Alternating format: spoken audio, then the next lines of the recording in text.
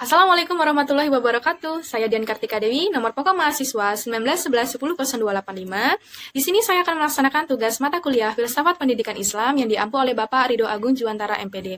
Saya akan membahas 9 aliran yang terdapat dalam filsafat pendidikan Islam. Yang pertama adalah idealisme. Idealisme adalah suatu aliran yang mengedepankan akal pikiran manusia dan terwujud atau tidaknya sesuatu itu tergantung dari pemikiran manusia itu sendiri. Aliran ini berpaham bahwa pengetahuan dan kebenaran tertinggi adalah ide. Semua realita berasal dari manifestasi dalam ide. Aliran ini sangat concern terhadap keberadaan sekolah karena pendidikan merupakan lembaga pemasyarakatan manusia untuk memenuhi kebutuhan spiritual. Dalam aliran ini beranggapan bahwa anak didik adalah individu tersendiri sebagai makhluk spiritual. Bagi mereka yang menganut aliran ini akan menunjukkan perilaku mereka berdasarkan keyakinan dan pengalaman pribadi mereka sebagai makhluk spiritual. Nah, dalam aliran ini, metode yang digunakan dalam penyampaiannya pun sangat mudah ditransfer pada saat pengajaran di kelas karena hanya menekankan pada pola pikir idealisme saja. Adapun tujuan dari aliran ini yaitu peserta didik diharapkan dapat mendapatkan kehidupan yang bermakna, dapat berbahagia, dapat menolong sesama. Dalam sosial, diharapkan dapat mempererat persaudaraan dan juga dapat saling menyayangi, dan hubungan antara keduanya yaitu berujung pada ketuhanan. Nah, adapun kelebihan dari aliran ini yaitu meningkatkan pola pikir manusia sehingga menimbulkan suatu ide yang benar dan dapat dipakai. Dan juga ada kelemahannya yaitu beranggapan bahwa kebenaran itu bersifat kekal sepanjang masa. Yang kedua adalah realisme. Realisme adalah sesuatu yang menggambarkan sebuah kejadian atau peristiwa yang dialami oleh individu secara nyata dan benar-benar terjadi. Dalam aliran ini ada dua aspek yang tidak bisa dipisahkan, yaitu fisik dan rohani. Dalam aliran ini juga menjelaskan bahwa awal pemikiran manusia itu kosong, sehingga bisa diisi dari luar pikiran atau dari lingkungan sekitar. Realisme dalam pendidikan yaitu yang pertama, pendidikan sebagai institusi sosial. Harry Brodu menjelaskan bahwa masyarakat memiliki hak mengenai lembaga pendidikan dengan mengabaikan pemerintah. Masyarakat wajib mengetahui apakah anak-anak mendapatkan pengetahuan secara baik dan cukup. Lalu yang kedua adalah siswa, guru sebagai fasilitator dalam pengajaran. Dan bagaimana caranya guru menyampaikan sebuah pengetahuan dapat tersampaikan dan dapat dipahami oleh siswa secara baik.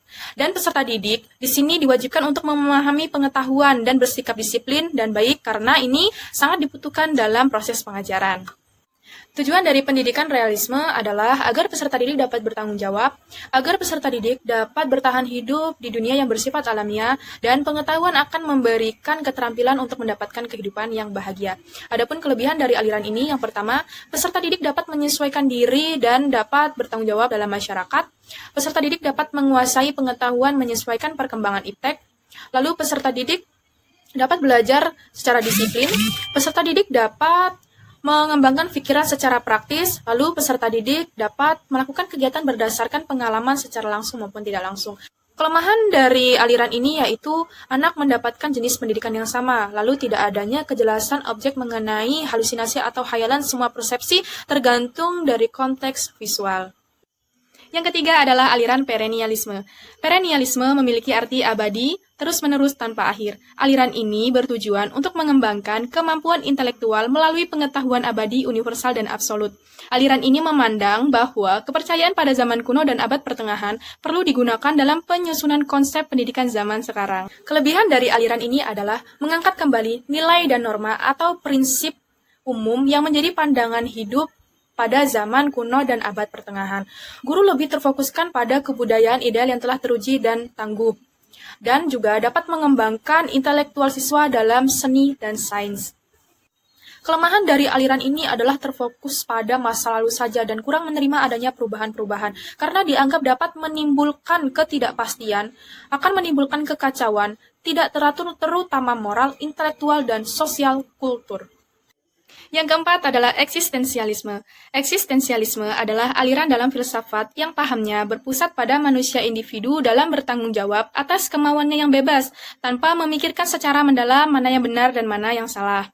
Nah, implikasi dari aliran ini adalah mendorong manusia individunya dalam mengembangkan potensi, pembangunan, dan pengembangan diri. Teori lain menjelaskan bahwa bertujuan untuk mengembangkan masing-masing potensi siswa dalam mencari jati diri. Eksistensialisme dalam pendidikan. Yang pertama adalah pengetahuan, yang mana manusia tergantung pada pemahamannya tentang realitas.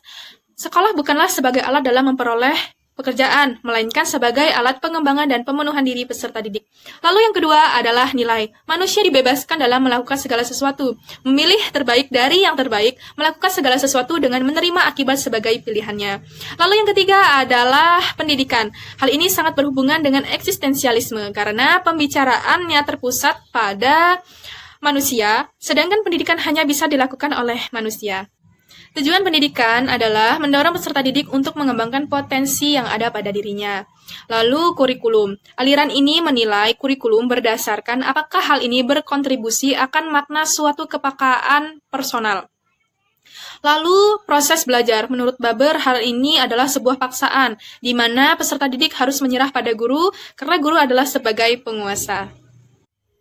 Yang kelima adalah aliran pragmatisme, merupakan aliran yang menekankan bahwa pikiran menuruti tindakan. Aliran ini beranggapan bahwa segala kebenaran akan menunjukkan dirinya benar dengan menggunakan kegunaan yang secara praktis. Aliran pragmatisme hanya berusaha memberikan konsekuensi atas setiap permasalahan yang ada, bukan memberikan jawaban final dari sebuah permasalahan. Adapun implikasi pragmatisme dalam pendidikan, yang pertama yaitu tujuan pendidikan. Filsuf pragmatisme berpendapat bahwa pendidikan harus mengajarkan seseorang bagaimana cara berpikir dan perubahan apa saja yang terjadi dalam masyarakat. Lalu yang kedua adalah kurikulum. Kurikulum pragmatisme berisi pengalaman yang telah teruji, yang telah sesuai dengan minat dan kebutuhan siswa. Yang ketiga adalah metode pendidikan. Ajaran ini menekankan pada metode pemecahan masalah serta metode penyelidikan dan penemuan. Guru harus bersifat bersahabat, kreatif, bersungguh-sungguh agar apa yang dicita-citakan dapat tercapai. Lalu peranan guru dan siswa. Guru menuangkan pengetahuan. Setiap yang diajarkan oleh guru harus sesuai dengan kebutuhan siswa. Yang keenam adalah aliran sosialisme. Aliran sosialisme memiliki arti kemasyarakatan. Aliran ini masing-masing hendak mewujudkan masyarakat berdasarkan hak milik terhadap alat-alat produksi. Yang dimaksudkan adalah produksi yang menghasilkan laba bukan hanya untuk perseorangan atau swasta saja, tetapi semata-mata untuk masyarakat. Ada 4 aliran dalam sosialisme. Yang pertama, sosial demokrat, anarkisme, komunisme, dan sindikalisme. Unsur-unsur pemikiran dan politik sosialisme. Yang pertama adalah agama.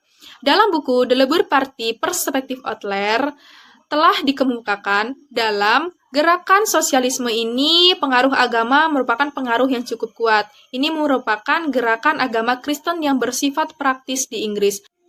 Yang kedua adalah idealisme yang bersifat etis dan estetis.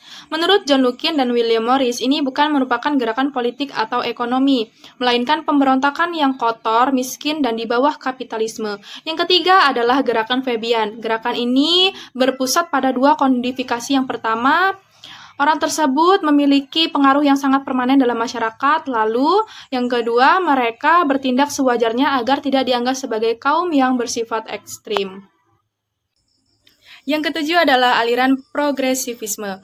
Aliran ini menghendaki adanya kemajuan, yang mana kemajuan akan membawa pada suatu perubahan. Memandang bahwa pendidikan dipandang sebagai hidup itu sendiri, bukan sebagai aktivitas yang mempersiapkan subjeknya untuk hidup.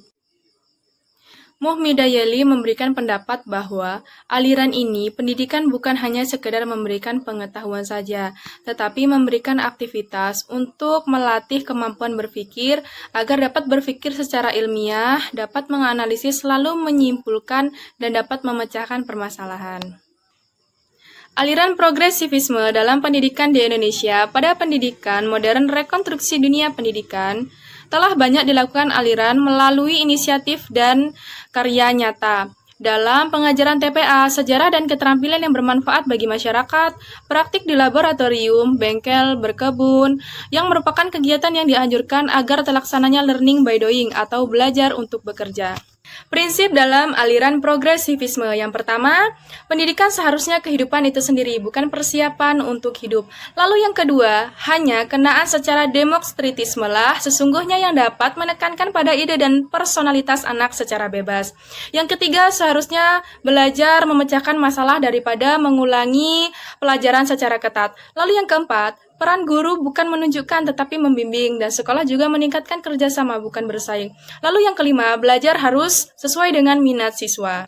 Kedelapan adalah aliran rekonstruktivisme. Aliran ini berpendapat bahwa realita itu bersifat universal. Aliran ini juga berpendapat bahwa suatu kebenaran itu dapat dibuktikan dengan self-evidence, yakni bukti yang terdapat pada diri sendiri, realita, dan eksistensinya. Lahirnya aliran ini berawal dari kritis budaya modern. Adapun model pembelajaran dalam aliran rekonstruktivisme, yang pertama adalah pelajar. Pelajar hendaknya dianggap sebagai bunga yang baru mekar, yakni siswa sebagai generasi muda yang sedang tumbuh menjadi manusia pembangun masyarakat masa depan. Yang kedua adalah pengajaran, pelaksanaan pembelajaran yang menekankan untuk meningkatkan kondisi manusia sesuai dengan potensi masyarakat. Yang ketiga adalah guru. Guru sebagai direktur proyek dan pemimpin penelitian. Guru hendaknya membantu siswa dalam menghadapi permasalahan.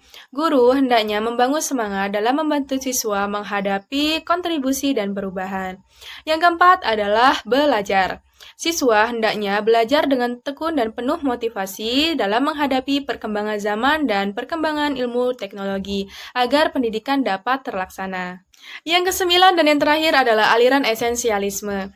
Aliran esensialisme adalah aliran yang menginginkan manusia kembali kepada kebudayaan lama, karena mereka beranggapan bahwa kebudayaan lama telah banyak memberikan kebaikan-kebaikan untuk manusia.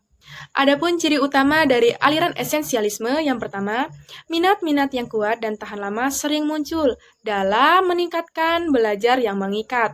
Yang kedua, adanya bimbingan dan pengawasan dari orang dewasa. Dan yang ketiga, kemampuan dalam mendisiplinkan diri yang seharusnya menjadi tujuan pendidikan. Yang keempat, esensialisme memberikan teori yang kokoh, kuat dalam pendidikan, sedangkan pesaing sekolah memberikan teori yang lemah.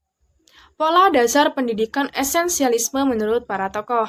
Yang pertama, Desiderius Erasmus, humanis Belanda, merupakan tokoh pertama yang menolak hidup berpijak pada dunia lain. Yang kedua, Johann Amos Jominius, yang berusaha mensistematiskan proses pengajaran. Yang ketiga adalah Johann Heinrich.